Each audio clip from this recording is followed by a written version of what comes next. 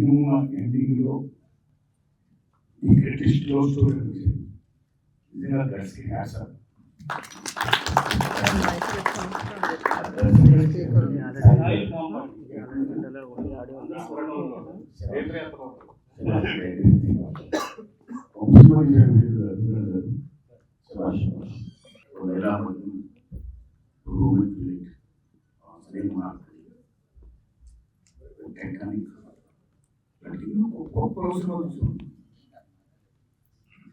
గొప్ప ఎన్నో సినిమాలు చూసినప్పుడు మనం ఇవాళ గొప్ప పుస్తకం చూస్తున్నాం.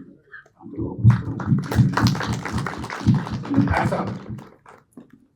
కేవలం క్యాస్ట్ కోసము, అహంకారం కోసము, ఎక్కువ వాళ్ళ తక్కువ అనే చిత్త ఫీలింగ్స్ కోసము ఈ మూడు వ్యవస్థలో ఉన్న భావాలు ఏమైతుందో ఆ యొక్క దుర్మార్గమైనటువంటి భావాలను దుర్మార్గంగా ఇప్పుడు భావాలు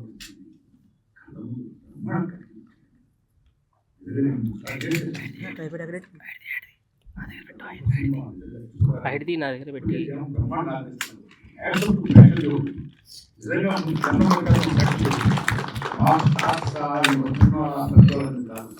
మంచి సినిమా వస్తే నేను చూస్తే దాన్ని ఎంతకైనా ఆదరిస్తాను చెప్తున్నా. ఆదరిస్తున్నాను చెప్పుకోవడం కాదు, ఆదరిస్తూ ఆ ప్రేక్షకులు అన్నట్టు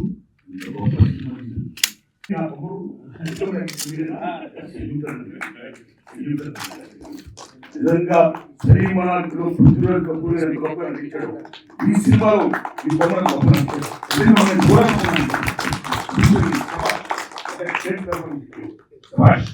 మళ్ళా శివాజీ గారి గారు చూస్తే ఏడుపుచ్చింది.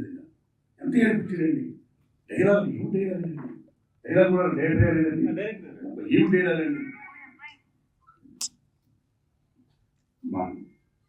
మళ్ళా బ్యాండ్ కొట్టని అమ్మాయి అయితే నేను బ్యాండ్ కొడితే మా నాన్న గుర్తొస్తాడు, నేను బ్యాండ్ కొట్టలేదు అంటాడు అబ్బాయి. అది ఇంకొకటి అమ్మాయి నేను ఎక్కడే హ్యాపీ ఉంటుంది. ఒక పక్కని మూలను కొడుతున్నాను, ఒక పక్కన నాన్నను కొడుతున్నాను. ఎలా బతకాలి మామూలు సినిమా లేదండి. ఆ తర్వాత తన ఇష్టమైన పెళ్లి తను గుర్తు చేసుకుని ఎయిడ్స్ ఇంజక్షన్ చంపేయడం అనేది అల్టిమేట్